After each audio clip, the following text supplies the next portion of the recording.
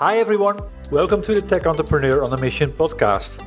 My name is Ton Dobbe and I'm the founder of Value Inspiration and the author of The Remarkable Effect. I'm creating a tribe of tech entrepreneurs that are on a mission to do something big and meaningful.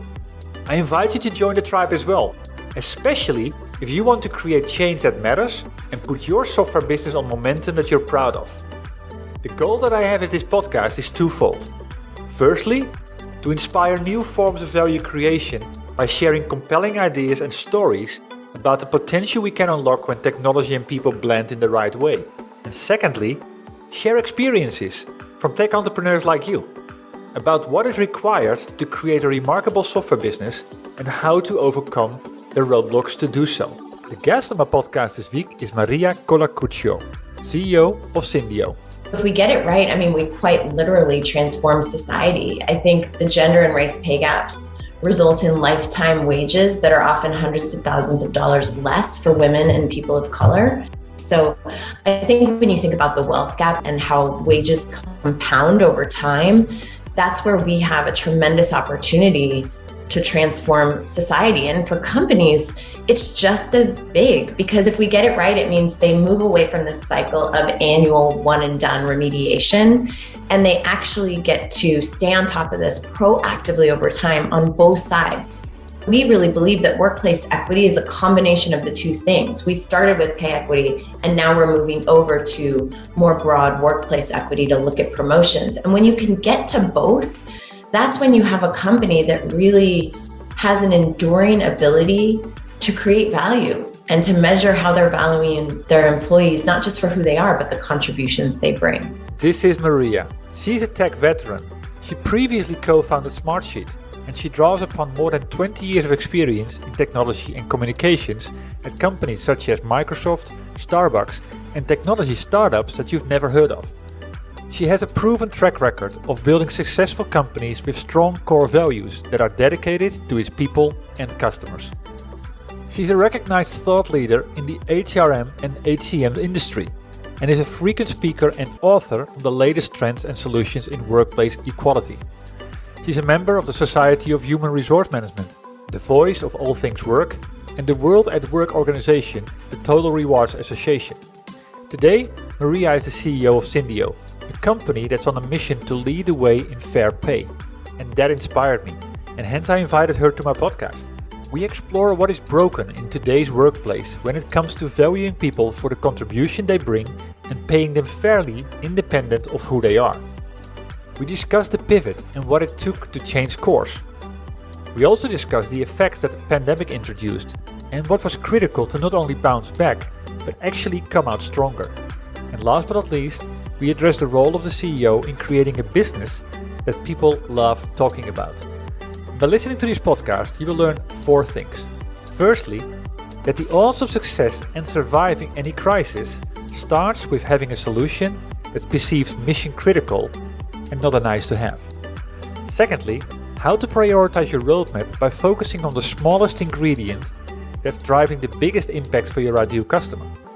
Thirdly, that your ideal customers are not the ones that have the biggest budgets, but the ones that align on your worldviews and show the courage to stick to it no matter what. And fourthly, how to focus your leadership team on looking at a problem and brainstorming a solution collaboratively without blaming and finger pointing. Well, hi Maria. Thank you for making the time available today and being a guest on my podcast. Of course. Thank you so much for having me. It's a pleasure, and that's on purpose because I think I bumped into one of your messages on LinkedIn, and that's what I started to look into your company, Syndio, and got completely impressed with the mission that you're on, because it's a mission that is solving a superbly big problem in the world. We'll talk about it a little later. But that inspires me, and I always want to help amplify those type of stories because it's for a good purpose.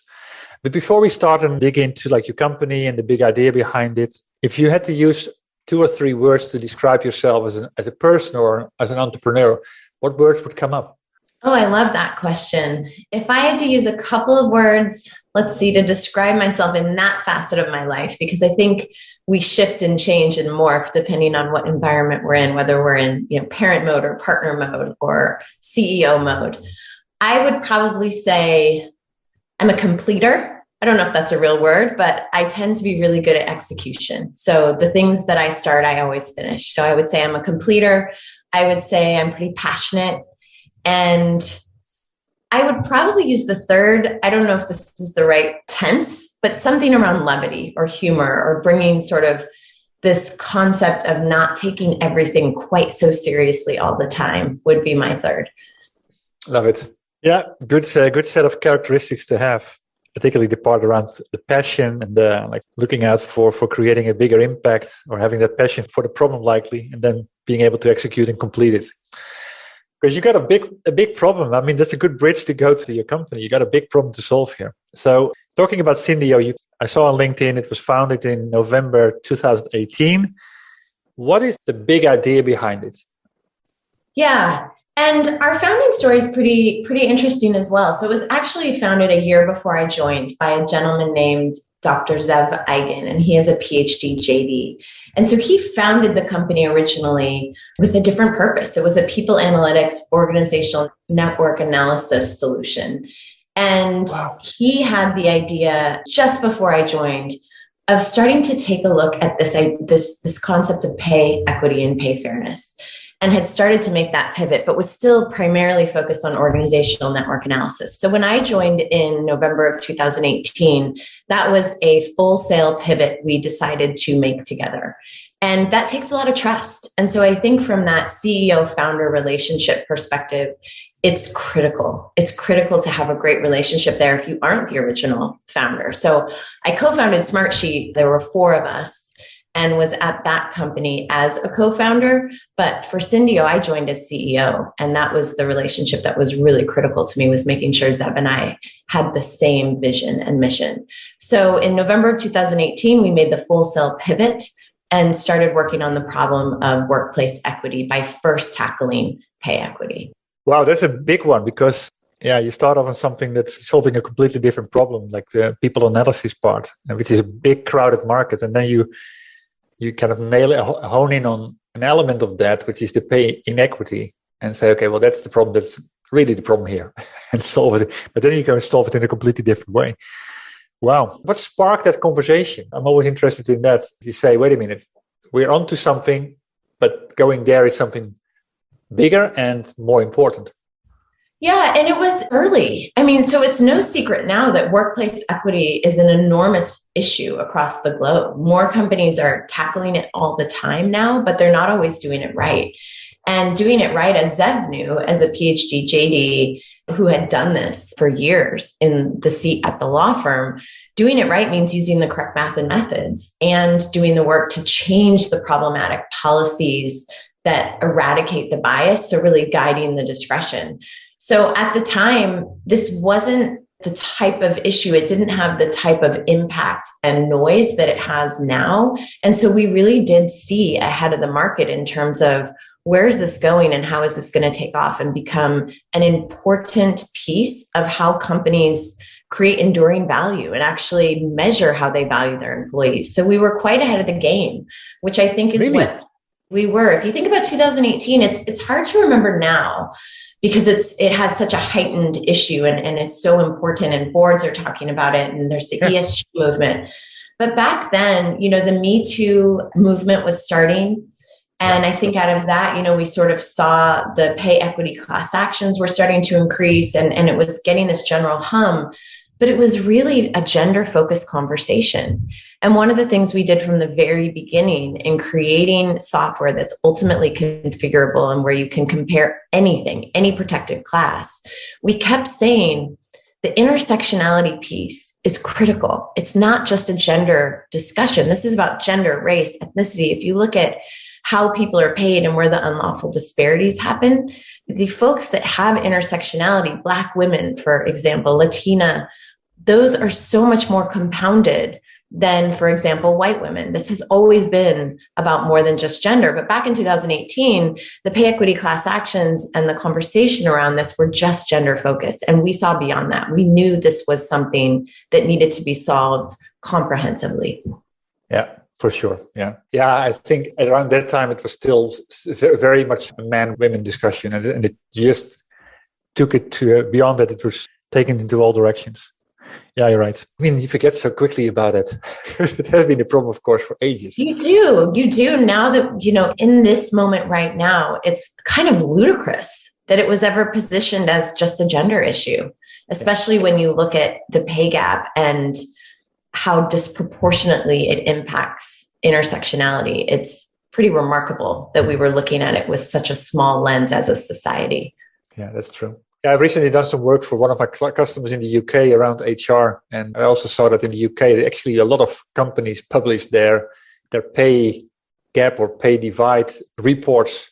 I think it's even like a regulatory thing these days. So that's a good thing in itself. I'm not sure whether they follow exactly all the details around intersectionality. We'll see. So what do you believe is the opportunity if you get this right? Like, how will the world be different once the whole world starts to embrace Syndio?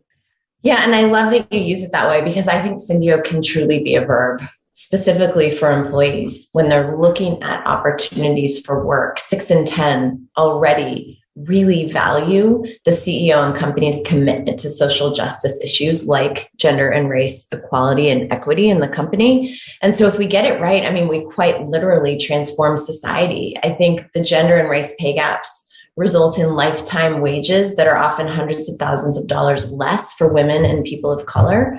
And if you think about that, this is the impact that I talk about with our employees. Our employees are so passionate and want to know, and something we track is, what are the dollars we're literally putting back in the pockets of people that weren't getting them specifically because of something like gender, race, or ethnicity? So I think when you think about the wealth gap and how wages compound over time, that's where we have a tremendous opportunity to transform society. And for companies, it's just as big, because if we get it right, it means they move away from this cycle of annual one and done remediation, and they actually get to stay on top of this proactively over time on both sides. So what you mentioned that's very, very wise is there's pay equity, which is equal pay for equal work, and making sure that if you have two people in the same job, that one's not disproportionately paid less because of something like gender or race. Yeah. But on the other side, you've got the median pay gap. And this is just an average. And what that reflects is distribution and representation. So are all of your folks at the lower levels a particular gender or race, and all the folks at your upper levels, in your higher quartile of earnings, a particular gender or race? And we can solve that too with technology and looking at promotions analysis and how are you promoting people and offering opportunities for movement in your companies. And so we really believe that workplace equity is a combination of the two things. We started with pay equity, and now we're moving over to more broad workplace equity to look at promotions. And when you can get to both, that's when you have a company that really has an enduring ability to create value and to measure how they're valuing their employees, not just for who they are, but the contributions they bring. So I think that is the big opportunity, is doing this for companies and employees. Definitely, yeah. Do companies see it as a carrot or a stick? Probably both. I mean, I think this is evolving. A year or two ago, this was all about the compliance angles and reducing legal risk. How do I make sure I don't become the subject of a pay equity class action with the name of my company in the headlines and taking a massive brand hit? And you look at even the headlines of the past couple of weeks, you've got Blizzard Entertainment, who's under fire. You've got Apple shutting down Slack channels where they're talking about pay equity. You have Amazon dealing with a systematic underleveling case. So that is very real. But I think what we're starting to see over the past 12 months are companies who really believe by making this broader commitment to the S in ESG, that social part that's a little more elusive, by making a real commitment using things that are measurable and calculable, like pay equity and promotions analysis, they can actually reap great benefits from a recruiting and retention perspective, because employees are really starting to care about this. And in a tight labor market, there's a lot of choices employees can make. And so I think we've seen it evolved from pure carrot to sort of a blend of carrot and stick. Yeah. Or no, the reverse, sorry. The other way around, yeah, exactly. Yeah, the other way around. And that's a good thing, because the moment people start to see it, okay, we can become the magnet for the right talent in the market. That's also a good thing. Yeah. Yeah. Wow. Yeah, it's interesting how you can look at things. Sometimes it's cost, but sometimes it's upside, and ideally it's both. So started before 2018, then pivoted in the November timeframe, just before 2019 started. I'm always interested in the journey and creating something that, of course, hasn't been done before. I mean, I come from a background of enterprise resource planning systems. We had a payroll system. There were some reports in there, possibly about pay gap, but like very, very basic stuff. So this is like exploring a path that no one has walked yet. So I'm always interested in to understand, like, what were the key decisions you took in order to create a platform that makes the difference? Yeah, I think the credit for that really needs to go to Zev and his CTO at the time, who's still our CTO, a gentleman by the name of Rob Platzer.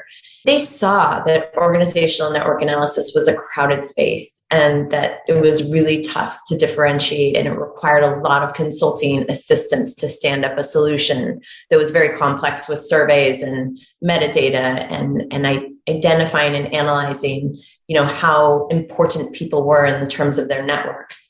And so they had made the pivot prior to my joining. But I think from where I came from at Starbucks, I was really intent on making that pivot a sure thing. And I think that was the decision we all made together that was so important, because you can't do two things at an early stage well. You've got to put your eggs in one basket, so to speak. So this idea that they were trying to do O&A and then thinking about sort of this side hustle of pay equity, that's where I think my skills of execution and bringing us together and saying, we've got to choose, because we need focus. At an early stage company, lack of focus is a killer. So I had already been involved in the pay equity journey from my time at Starbucks. And what I saw as a communicator was we were trying to go through this progressive moment of being one of the first to announce pay equity results. And it was really important because it was at Howard Schultz's last annual meeting. It was a really big announcement for us. It was the first time we were going public with this. And in that context, I got to know the head of employment law over there. His name's Rob Porcarelli, and he had been running pay equity at Starbucks for 13 years. And in learning more about the archaic, expensive, clunky way this was done from a one and done perspective, that's where, as a software entrepreneur, it was very clear to me that this was ripe for innovation. Let me make a small interruption here. Maria just explained how she set up her company for success by realizing two things: addressing a critical problem in the market first, and secondly, focus on execution towards solving that problem with laser-sharp precision. She deliberately steered her company away from the initial focus of playing a role in the organizational network analysis market, which was a red ocean, and pivoted into a blue ocean with potentially even more reward. This is a key trait that remarkable software companies master. They aim to be different, not just better, and they focus on the essence and then aim all their efforts at creating new value possibilities. And you can master these traits as well. I have two options for you to start. First, read or listen to my book, The Remarkable Effect. Simply go to my website valueinspiration.com/book and you can find out where to buy it, or actually download the free Kindle version right away. The second thing you can do is get into action right away and surround yourself with a group of like-minded people, tech founders and CEOs that will help you deliver on your top priorities with more impact by removing your blind spots, challenging you to explore new paths, and sharpen your thinking. How? Again, go to valueinspiration.com and see the videos where many of your peers share their experiences about the value of the tribe and what they've come to like most. Back to the interview. So that was how we came to found Syndio. Rob and I had decided we were going to go create a startup, really focusing actually on the Payfinder feature set, which we have today. So we kind of were thinking of approaching it from the starting pay angle, because starting pay, it has the biggest impact in any pay equity analysis. It's the biggest factor. If you think about it, it compounds over time. So if you get someone's starting pay wrong, you're really in for it. So we were thinking about starting 10%, 20% a year. Yeah, it has a huge impact, and it's the biggest factor in any pay equity analysis. So we said, we're going to start this company and we're going to fix the starting pay conundrum. And during that process of thinking about it and whiteboarding it, we came across Zev and Rob Platzer. And so I joined, and the first thing I did, very, very first day, was I hired Rob out of Starbucks. And we started building the deep, sophisticated platform that does this in the right way. And now just recently, it's kind of a really fun full circle. We released the Payfinder feature set, which does enable recruiters to, with every single hire, they can look at both market pay, so the competitive range for a new person, side by side with the equitable range. So what are the folks in my company that are currently doing this work? What are they being paid? And can I set the pay for the new person right in the center? Because otherwise, all those little micro decisions are what get you out of whack in between the old way of these one and done analyses. So it's come full circle now. It's 3 years later, and now we have the functionality and feature set that we were brainstorming before we even met Zev and Rob Platzer. What made it so difficult in order to get that right? Because functionality-wise, it's like you put it on the paper and it's like, okay, that's what we need. But I think it's a matter of data. There's a whole range of things that need to come together, right? Oh, absolutely. I mean, I think the thing here is that you can get this wrong. You really can get pay equity wrong. I mean, it's one of the reasons we started a 501c3 called Fair Pay Workplace Alliance. And we brought together the smartest and best minds from the legal side, from the compensation side, and even someone like Hy Feldblum, who's the former chair of the EEOC, is that we wanted our clients to have a way to get certified that they were doing this in the right way. And not just our clients, but really, really anybody who was trying to approach pay equity. There's so many ways to gerrymander the data, to disaggregate, to, look at everyone as if they're their own little special snowflake and then exclude them from the analysis because you've sort of justified their uniqueness. Yeah. That we wanted a way to stand up a certification where companies could go through it and really have that stamp of approval to show that they're doing this well. They're communicating a summary of results. They're identifying their broken policies and behaviors and setting out on a journey to fix them. And I think that's the key. There's a lot of ways to get this wrong and to do this poorly. Yeah, that's true. Yeah. So what did you do differently in order to make a remarkable results happening then? I think a couple of things. So the first piece is obviously the methodology. So we have a very, very solid methodology. We've got standards and tools that are embedded into our software solution and the way we do it and the modeling. None of the math is proprietary. Regressions are not a proprietary math algorithm, but it's the way we present it and the UI and the way it takes the client through it that really encourages them to be proactive in doing this consistently and preventatively throughout the year. And I'll give you an example. So in the old method, companies would do this once a year. They'd outsource it to a law firm. The law firm would subcontract to a labor economist. It would take months. Data would go back and forth, and then they'd be presented with a remediation plan. Here are all the people you need to pay. And with our solution, just inherently, the way it's designed, it's almost inviting clients to do this when they're looking at merit.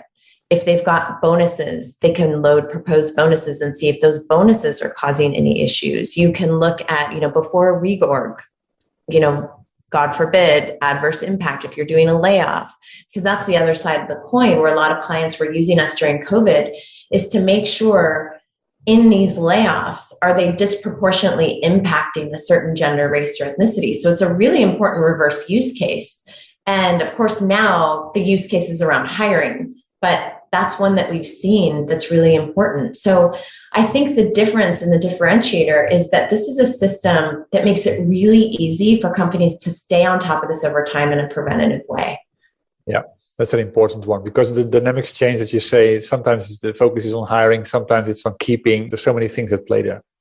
Yeah. Talking about COVID, I'm currently writing my second book, which is all about understanding the impact of resilience in software companies, and not only to kind of bounce back, which was possibly hard at your stage at that point, but actually to get out stronger from something that's just happened. Did COVID have a negative impact on the business? I mean, were things changing overnight for you that you had to, what happened? There's so many phases to COVID that True. I remember very clearly the Monday where the Dow had its biggest drop in history because of COVID. And we were right in the middle of raising our Series A. And so that was a really scary moment for us as a company because we didn't know what was going to happen. I think like everyone else, we sort of thought, what's going to happen to Q2 and the rest of the year? Are people just going to stop in their tracks? And I think a lot of us saw that right at first was this kind of freeze, and then the layoffs came. And for us, we never went out we never were a system that wasn't absolutely critical. We never became a nice to have, even in a moment of extreme stress and anxiety for companies because of what I mentioned around adverse impact.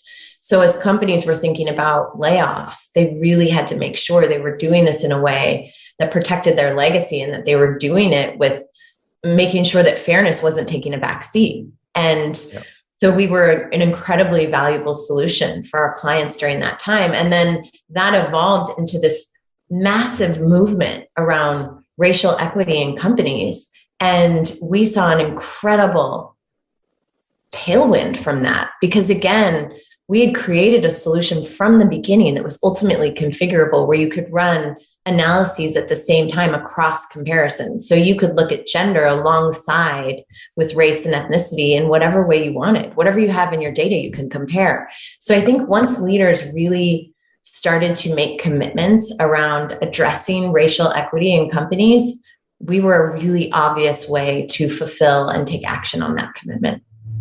Yeah, that's crazy. That's good. Yeah, it's good that you also mentioned that it wasn't becoming a nice to have. It was a critical thing at the end. Not only to customers, the fair approach, but particularly also to employees, because you might need them later on in the process. That's what we're really starting to see with employees. They're starting to ask more questions about equity. They're asking potential employers, how is it being calculated? What's being done to address pay equity and pay fairness and the pay gap? Honestly, again, that which indicates that promotional analysis and movement in your company. And the more transparent we are about this, the more engaged employees are. And that's what's going to push us to sort of this society-wide or global solution that's just a no-brainer to this problem. Because that's part of the frustration, I think, in being a CEO of a company like ours and then watching society continue to sort of stand around and admire the problem. It's solvable. Like it's solvable right now. We have 200 clients that are solving it. And so it's very exciting, but also very, very frustrating when you continue to see the World Economic Forum, predict this is going to stick around for another 200 years plus with COVID sort of creating this massive setback. It's wild to watch. Yeah, that's putting a nice stake in the ground, yeah? 200 years. Yeah. Well, it's gone up because of COVID. But yeah, it's completely solvable. Yeah, I mean, where's such a number coming from anyway? Talking about clients, like when you went to market and it started all, like what did you learn in the sales process? What became kind of the thing that became super important for companies to say, well, to convince them to get going with this? I think this goes back to our conversation about carrot and stick. So again, at the beginning, it was about the stick. And now it's very, very much a blended value proposition. So if you think about our clients, they include companies like Salesforce, Adobe, General Mills, Databricks, Nordstrom.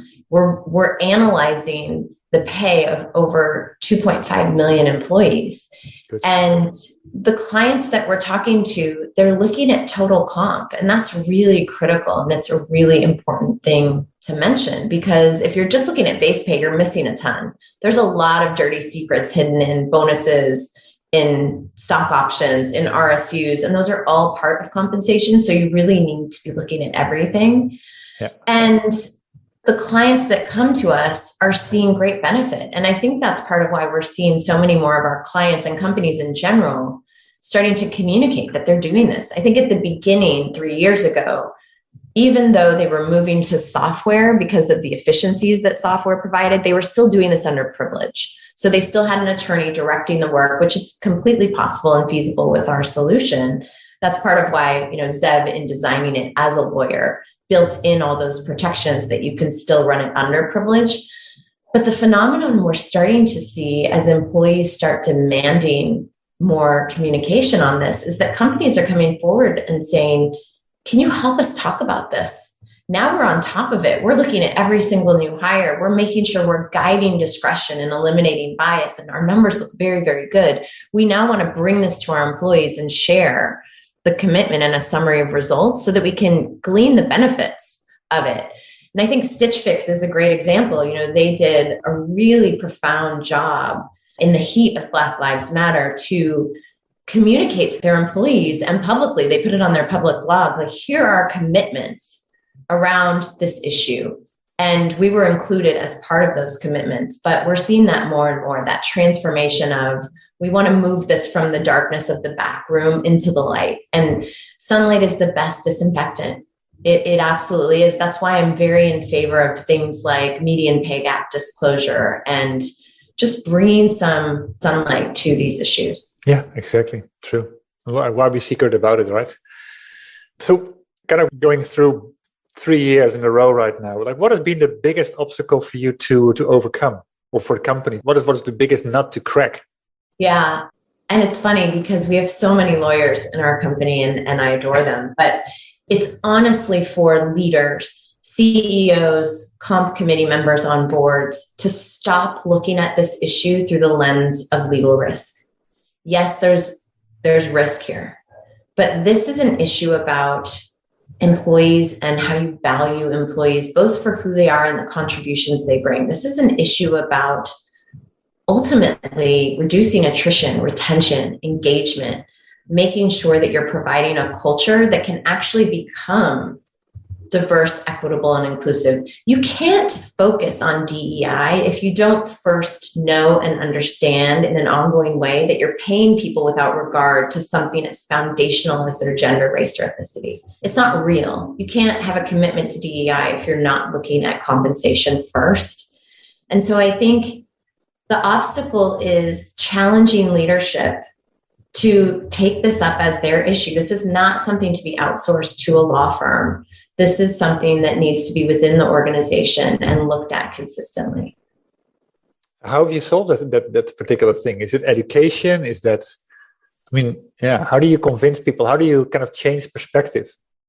I think, honestly, employees are doing that for us, because what's happening is they're bringing this issue up. They're deciding where to work and whether to stay because of these commitments. And in Edelman's latest employee trust barometer, one of the things that was very clear to me is that employers have a great opportunity to earn the trust of their people. People are ready to trust their employers, but what they need to see is that the commitments they make around these topics are not performative, that there is a small gap between commitments and action. And so I think employees are really taking the charge on our behalf in doing things also like sharing spreadsheets of their salaries and having salary parties. This is a new phenomenon. And when the employers, nature abhors a vacuum. So when employers leave the narrative open for employees to fill, they will fill it. And oftentimes they'll fill it with information that's not accurate. Because when you're sharing spreadsheets of pay, you don't see the underlying policies or behaviors that really impact pay. Like, why does the company pay what they pay? And so you take all sorts of ideas and presumptions from that may not be accurate. And, there's a Gartner research report that shows that most employees think the pay equity and pay gap situations are actually worse than they really are at companies. And that's on the employer. It's their responsibility to start driving the narrative and sharing information and being more transparent in order to tell the story that they want to tell. That's the right one and the accurate one. Yeah, correct. That's how it starts. Yeah, nice to see that the grassroots is really making an impact. Employees influencing that type of behavior. And then the right companies will stand up. They will, and they are. And exactly. So what are you most proud of achieving so far? Is there any customer where you say, okay, well, what I've seen, how they have transformed is just remarkable? Yeah, I think I'm really proud of companies like Coinbase, who were embroiled in pretty big controversy in the midst of Black Lives Matter. They were getting a lot of flack for their response. And they wanted to take action and they wanted to make it real. And they did. And it was, within weeks, that they had become a client, looked at their pay equity, and then quickly announced in their annual report that they were doing this with intent to share more. And it's companies like that that aren't perfect. No company is perfect. And I think that's important for leaders to remember. There's still a lot of leaders that don't want to look under the hood because they're afraid of what they might find. So it's the companies that sort of stand up and say, okay, I know I'm going to have issues. I know other companies have issues. I know that discretion across large populations favors the majority. I'm going to do it anyway. I'm going to lift the hood. I'm going to find the rust. I'm going to acknowledge it, and I'm going to start scraping it off. Those are the clients that I think I'm the most proud of, because that takes a lot of courage. It takes a lot of courage and faith in your employee base that you can stand up and tell them, we haven't done a great job at this, but we're starting now and we mean it. And we're going to stick with it. And we're going to tell you what we find along the way at a summary level, of course, and commit to you to continue solving it. So I think those are the types of customers that bring me a lot of pride. It's the real proof of the transformation, the change that you seek to make in the market. Mm-hmm. And that's, I think you used the right word there, courage, particularly around this particular area. I wrote a book, The Remarkable Effect, in which I highlight the 10 traits that define a remarkable software business. And a lot of your story is mimicking what I wrote about. What do you believe is required to create a software business or a business in itself that people keep talking about? I think one of the really unsexy phrases that no entrepreneur wants to hear because it's out of our control is timing. I think timing is incredibly important. You can have a visionary idea at the wrong time. True. And be unsuccessful. So I think that is absolutely critical. You have to hit at the right time when the market is ready for whatever innovation that you're providing. And it has to show that it's necessary. It's not a nice to have, it's a must have. I think that's really important. I think the other one is focus. Again, I think the phrases that I would refer to are not super, they're kind of boring, honestly. They take a lot of rigor and discipline, but I think a remarkable company is able to say no to things and have focus and really keep their client and customer in mind as to what do they need to truly solve this problem. And some of those solutions are going to be boring but important, and those are the ones you have to stay focused on. So those are number 7 in my book. Yeah, so two things that come to mind. No, you're spot on. And the timing is definitely, and that's where curiosity comes in, and kind of keeping a sense of keeping your senses in the right way to pick that up and to be able to do something about it and be ready at the right time. That's, again, the execution part. I like the way you phrased that. So from all the lessons learned so far, being the CEO now of the company, what would be a do and or a don't that you would advise or recommend to other people that aspire to be a CEO or that aspire to kind of make a big pivot like you did? Yeah, I think the first thing in today's environment is that workplace equity is a core tenet of great management. So if you're the CEO, you are the chief equity officer. I mean, that's part of what you do. And it's really your responsibility to be thinking about how you're creating a culture that values and measures the value of your people. I think that's absolutely critical. And I think without that, companies are not going to be able to endure or be durable. I think the days of churning and burning through your employees and not addressing issues of workplace equity are really fading into the past. And I think that's a good thing. So that would be my first piece of advice. And then the second piece of advice is really around rigor into the data that runs your business. So if you don't have your hands on the ever-changing metrics and aren't using that to run your business, you're missing a huge opportunity to see what's really happening. We have a weekly meeting and a dashboard where we're looking at the in-depth metrics that power our objectives for the year on a weekly basis. And it keeps you honest. And the other thing that it does is it removes the tension and creates this leadership team that's looking at a problem and brainstorming a solution without finger pointing, because you're just looking at a set of metrics and a set of data, and that's driving the conversation. So it's not about, marketing's not delivering the leads, or sales isn't going after the right targets, or, product's wrong.